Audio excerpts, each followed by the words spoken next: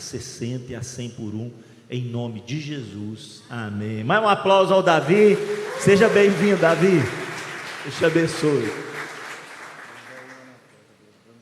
Então tá. O Elton não estava no banheiro não, irmão, estava cuidando aí dos problemas, uns problemas. Irmãos, me dá um código lá para eu jogar aqui a palavra. Pessoal lá do Data Show, da projeção, olha lá, 5306. 5306. Tá bom, né? Tá bom. Obrigado, Ed. Aguinha abençoada. Vocês estão servidos? Irmãos, há muito tempo que, desde o mês passado, estou compartilhando essa palavra. Hoje pela manhã eu compartilhei mais um pouquinho. Quero estender agora a continuação dessa palavra com vocês, né? Casa favorita. E eu queria agora que você, vem cá, pastor Horácio, vem cá. Eu queria agora que você orasse por mim. Fizesse uma oração por mim. Você pode orar por mim?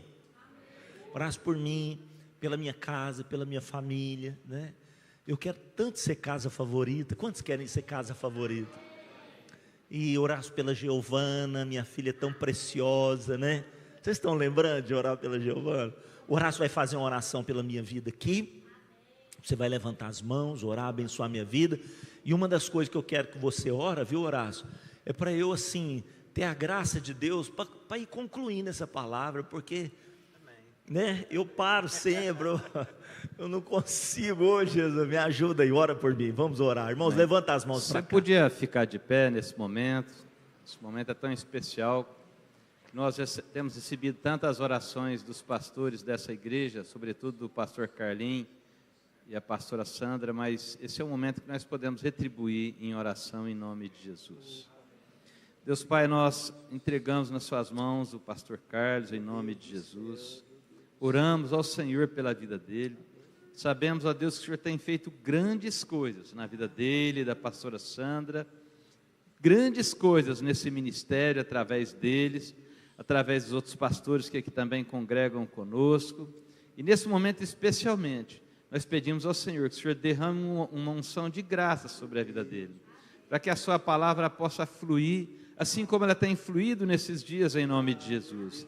Que segundo a sua vontade, segundo, ó Deus, a sua direção, esse seja um momento de muita graça em nome de Jesus. Oramos, aproveitamos também, ó Deus, para orar a respeito da nova morada que ele adquiriu, que a sua presença se faça constante ali naquela casa, seus anjos guardando, edificando e sobretudo trazendo muita alegria em nome de Jesus, amém. Se você pode dar um forte aplauso ao Senhor.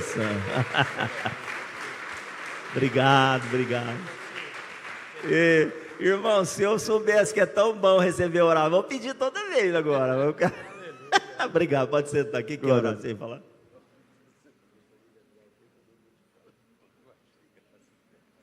Você não lembrou, não?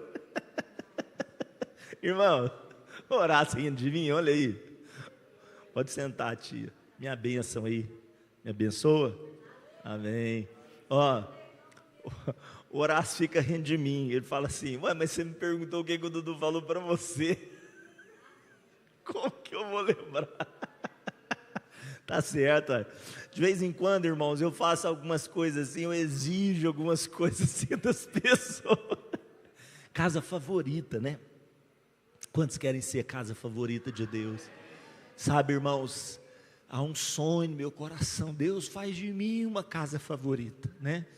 Essa palavra começou porque um dia o pastor Ari falou sobre isso, em relação a Lázaro, Marta e Maria. Eu espero que a gente chegue lá. Essa é só a parte final da palavra. Quando ele ministrou sobre isso, a casa de Lázaro, Marta e Maria, Deus colocou no meu coração essa palavra. E ela recebeu esse título, Casa Favorita, por causa de uma canção do Filhos do Homem, que se chama justamente Casa Favorita. Eu quero ser o lugar onde o Senhor gosta de estar. Eu quero ser tua casa favorita, quero ser teu altar. E aí Deus foi ministrando no meu coração e falando sobre essa questão aqui, olha, quais foram os endereços de Deus na terra? Você sabe que Deus se manifestou em vários lugares dessa terra. Muitos foram os lugares onde houve a manifestação de Deus. Os céus é a habitação eterna do Senhor, mas a terra, o estrado dos seus pés, Ele se manifestou várias vezes, e um dia a terra será o palco da glória de Deus. Escute isso, irmãos, receba isso no seu coração. Um dia a terra será o palco da glória de Deus. Como que o senhor sabe disso, pastor Carlinhos? Porque o profeta diz assim: como as águas cobrem o mar, o conhecimento da tua glória há de encher toda a terra. Irmãos, um dia a glória de Deus vai encher essa terra. O que os anjos diziam? O que Isaías viu? No ano da morte do rei Uzias, eu vi o Senhor assentado no alto e sublime trono. As orlas das suas vestes enchiam o templo. Serafins estavam sobre ele, cada um com 6 asas. 2 dessas asas eles cobriam o rosto, 2 dessas asas eles cobriam os pés, 2 dessas asas eles voavam. E eles clamavam uns aos outros dizendo: Santo, Santo, Santo é o Senhor dos exércitos. O que eles diziam? Toda a terra está cheia da tua glória. Há uma promessa de Deus: a terra se encherá da glória do Senhor. Nabucodonosor tem um sonho, ninguém sabe descobrir esse sonho. Deus revela o sonho a Daniel, Daniel revela o sonho a Nabucodonosor, diz assim: essa terra vai experimentar vários reinos. O Senhor Nabucodonosor, o reino da Babilônia, como a cabeça de ouro. Depois de ti virá um outro reino, o reino de prata, que será o reino dos persas. Depois dos persas virá um outro reino, que é o reino da Grécia. E ele vai contando a história, irmãos. Antes da história acontecer, Deus traz a revelação. No final ele fala dos pés dessa estátua, mas ele fala assim: mas se viu uma pedra retirada do monte, sem auxílio de mãos, essa pedra é Cristo Jesus, retirado do monte. Essa pedra veio, destruiu essa estátua que fala dos reinos humanos, os reinos que estão contra os princípios e os propósitos de Deus, os reinos que foram edificados segundo os projetos do inferno para matar, roubar e destruir, reinos de corrupção, reinos de morte, reinos que foram totalmente contrários à vontade de Deus. Essa pedra passa por sobre os pés dessa estátua, esmaga essa estátua se transforma em pó, e o vento dissipa todos esses reinos, porque o reino do homem passa, mas o reino de Deus permanece para sempre. Essa pedra se transforma numa grande montanha. Daniel contando para Nabucodonosor, essa pedra se transforma numa grande montanha, e essa montanha enche toda a terra. Você crê que o Senhor vai encher toda a terra da glória dele, do poder dele, irmãos? Então, onde Deus se manifestou nesse tempo? Primeiro lugar que Deus se manifestou foi aonde? No Éden, jardim de Deus. Olha o que está escrito aqui no capítulo 2, verso 8 e 9. Plantou o Senhor Deus um jardim no Éden, na direção do Oriente, pois nele o homem que havia formado, do solo fez o Senhor brotar toda sorte de árvores, o quê? Agradável. Diga: o Senhor tem coisas agradáveis para a minha vida. Fala para o irmão que está do seu lado, para a sua vida. Toda sorte de árvores, o que, gente? Agradáveis à vista, boa para alimento. E além disso, colocou a árvore da vida na onde que ela estava? No meio do jardim. E a árvore do conhecimento do bem e do mal. Deixa eu fazer uma pergunta para você aqui, olha. O que nós temos colocado no centro das nossas vidas? Será que o Senhor está no centro? Adão e Eva preferiram a árvore do conhecimento do bem e do mal, em detrimento da árvore da vida. O Senhor é o caminho, a verdade e a vida. Será que eu e você temos colocado o Senhor no centro? Será que essa tem sido a nossa escolha? Mas infelizmente o homem não escolheu obedecer a Deus, e a pergunta de Deus para o homem foi: onde você está? Quando ouviram a voz do Senhor que andava no jardim pela viração do dia, ou seja, O endereço de Deus na terra era o jardim do Éden. O que eles fizeram? Se esconderam da presença do Senhor, o homem e sua mulher, por entre as árvores do jardim. E o Senhor Deus chamou o homem e lhe perguntou: onde estás? E aí eu falei aqui, olha, talvez essa palavra seja mais sobre uma pergunta em relação a onde eu e você estamos, do que onde Deus está. Porque Deus não está distante de nós. Nós é que muitas vezes estamos distantes dele.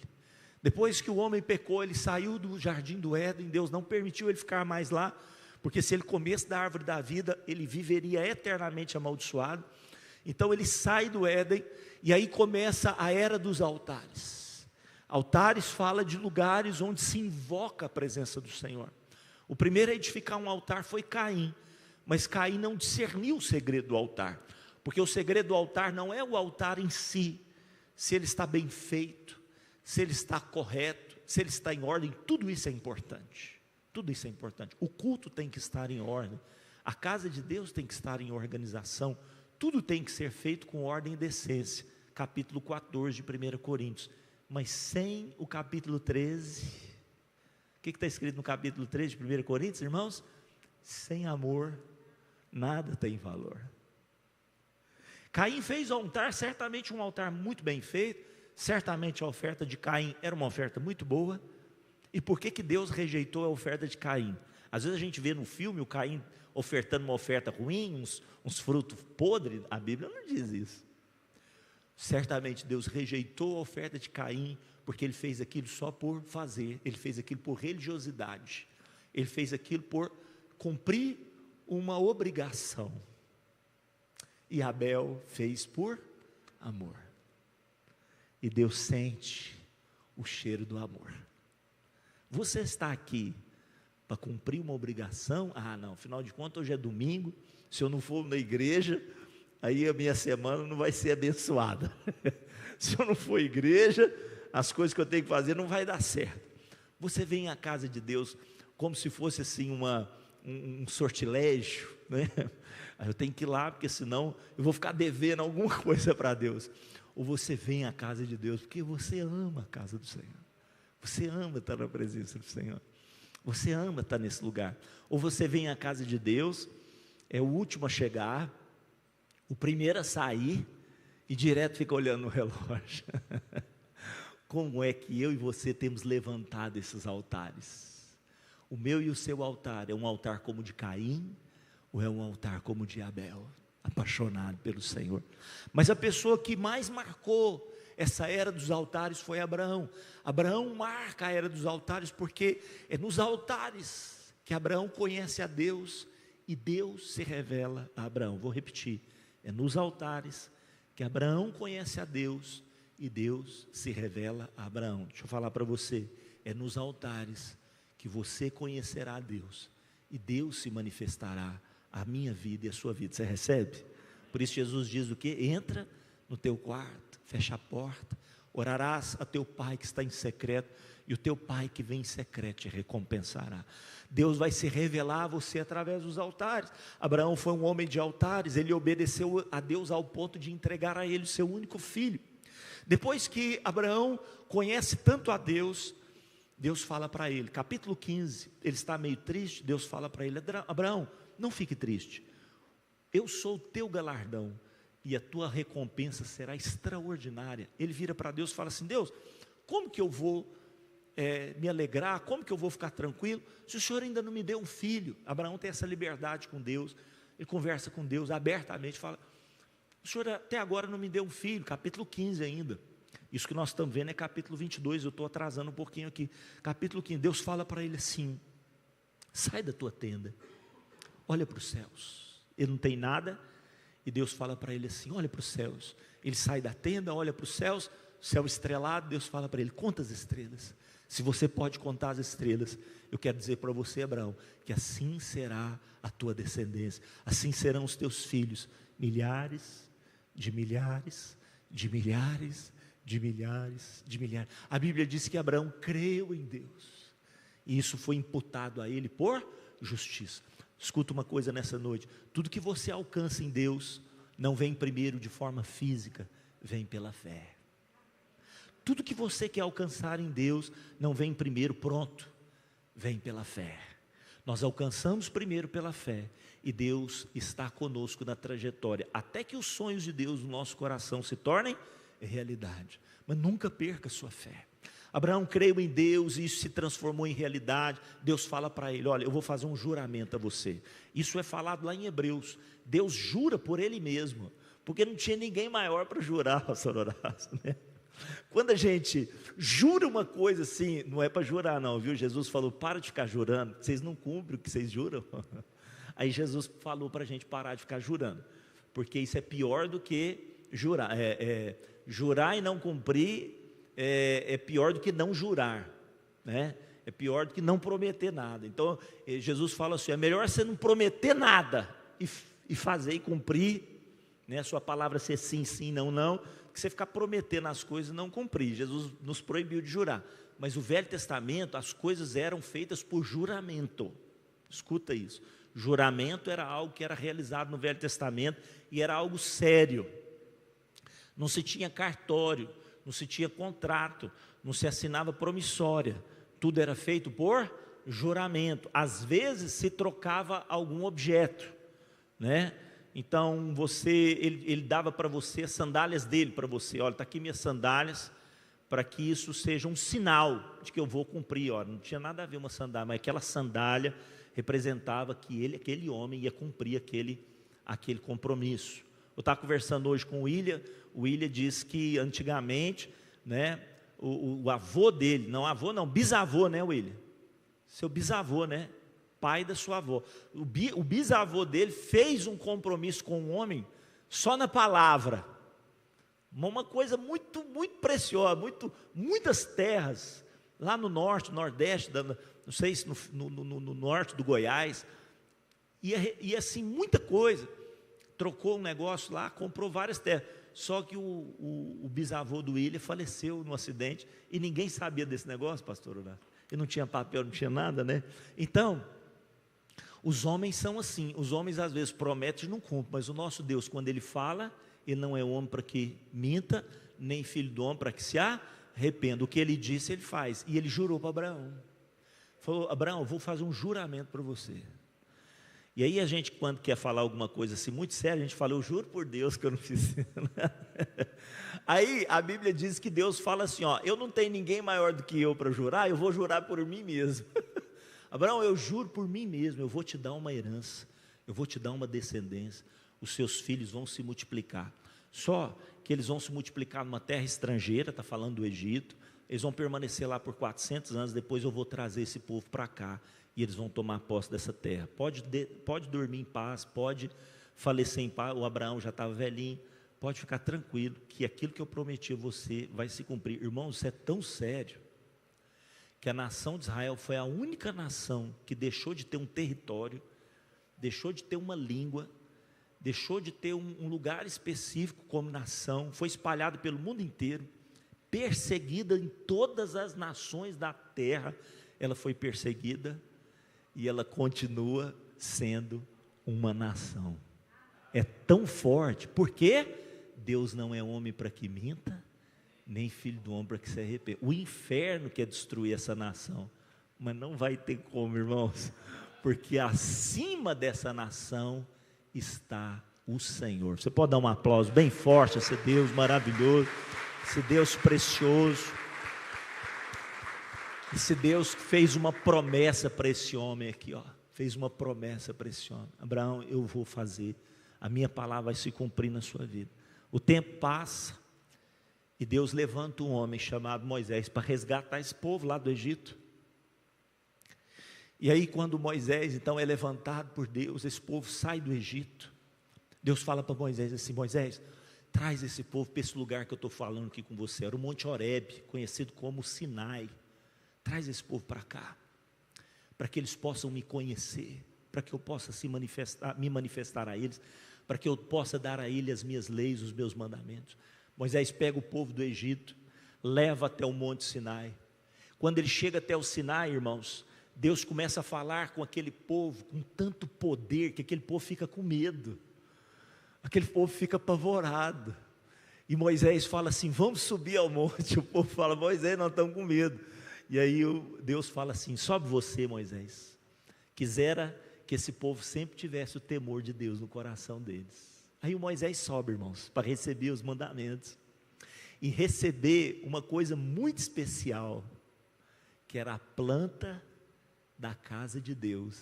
Olha o que Deus fala para Abraão, olha lá para Moisés: me farão um santuário para que eu possa habitar no meio deles. Quantos querem que Deus habite no nosso meio? Deus fala assim para Moisés: Moisés, vou te dar uma planta da minha casa. Era aquela tenda ali, ó, conhecida como o tabernáculo de Moisés.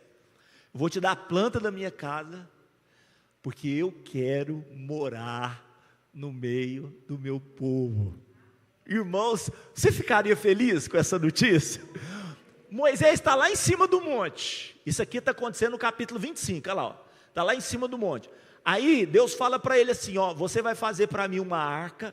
Essa arca vai ter uma tampa chamada propiciatório. E Deus fala para Moisés assim: ali naquele propiciatório virei a ti. De cima do propiciatório, do meio dos dois querubins que estão sobre a arca do testemunho, falarei contigo acerca de tudo que eu te ordenar para os filhos de Israel. Deus não só habitaria, mas falaria com o povo. Deus traria mensagens para o povo. A palavra de Deus ia fluir daquela casa. Quantos vêm para a casa de Deus para ouvir a palavra do Senhor? Irmãos, que coisa tremenda. Eu fico imaginando que Moisés, ele deve ter ficado assim, com muita alegria. Ele falou: Deus, o Senhor quer habitar com a gente, no meio da gente. Moisés, vou te dar a planta aqui, você vai fazer direitinho, do jeito que eu falar para você, você vai fazer. É o meu tabernáculo, eu vou habitar no meio do povo. Vai lá, as tendas do povo, eu vou habitar lá no meio de vocês. O Moisés está lá recebendo a tenda, irmãos, e Deus fala assim: Moisés, agora desce. Mas por que, Senhor? Porque o povo se corrompeu. Irmãos, imagina isso. Você, marido, você que é casado, você prepara uma lua de mel maravilhosa, você edifica uma casa com o seu suor, prepara tudo com excelência. E quando você vem daquela lua de mel e prepara aquela casa perfumada, você chega do trabalho, a sua esposa está com outro homem dentro da sua casa. Por que eu estou te chocando com isso? Porque esse foi o sentimento de Deus. Ele escolheu Israel como a sua esposa, a sua noiva. E quando Moisés desceu, o que eles estavam fazendo? Adorando outros deuses. É o mesmo sentimento. É o mesmo sentimento. Irmãos, Moisés ficou tão indignado com aquilo que ele fez, quebrou as tábuas da aliança. E Deus falou: eu não vou mais habitar no meio do povo. Deus falou isso para Moisés. Sabe o que Moisés falou para Deus? Falou assim: Deus, perdoa esse povo. Se o Senhor não for perdoar esse povo, já risca o meu nome também. Deus falou: não, Moisés, eu vou riscar aquele que eu precisar de riscar. Mas eu não posso ir junto com esse povo é duro de coração, eu vou acabar matando esse povo. Aí Moisés falou: Senhor, se o Senhor não for conosco, não nos faça subir desse lugar. Moisés entendeu o valor da presença de Deus. Escuta o que o Espírito Santo está falando com você nessa noite. Moisés entendeu o valor do que, gente? Da presença de Deus. Moisés falou assim: o que adianta uma casa onde o Senhor não está? Uma casa bonita, suntuosa, mas o Senhor não está ali. O que adianta um povo que se chama pelo seu nome, mas não tem a sua presença? Só tem o seu poder, não adianta nada. Muitos de nós estamos atrás apenas das bênçãos de Deus, do poder de Deus, dos feitos de Deus. Moisés falou assim: eu preciso da sua presença. Não nos faça subir desse lugar se o Senhor não for conosco. Irmãos, ele foi conversando com Deus de tal forma que Deus falou para ele assim: tá bom, Moisés, eu vou com você. Quantos são apaixonados pelo Senhor? Muitos têm falado mal da nossa nação com razão. Com razão. Quando as pessoas falam mal do Brasil, eu nem brigo muito, porque é com razão. É muito triste. você ter alguém que representa a nossa nação, que amaldiçoa a nação de Israel. É muito triste isso, irmãos. E eu não fico, sabe, assim, brigando com a pessoa, porque eu me coloco como brasileiro, eu fico com muita vergonha, mas eu vou brigar até o final. Eu não vou aceitar a maldição na nossa terra. O Senhor há de habitar nessa nação, de norte a sul, de leste a oeste. Só você que recebe, dá esse aplauso aí bem forte. Nós não vamos aceitar a maldição. Eu não aceito. Brasil, terra bendita do Senhor. Irmãos, quantos anos atrás Araguari recebia o título pejorativo, né? Todo mundo falava aquela frase. As as cidades mais importantes do Triângulo Mineiro era Beraba, Berlândia. Vocês sabem o resto. Vocês sabem o resto. Nós fizemos um ato profético, botamos aí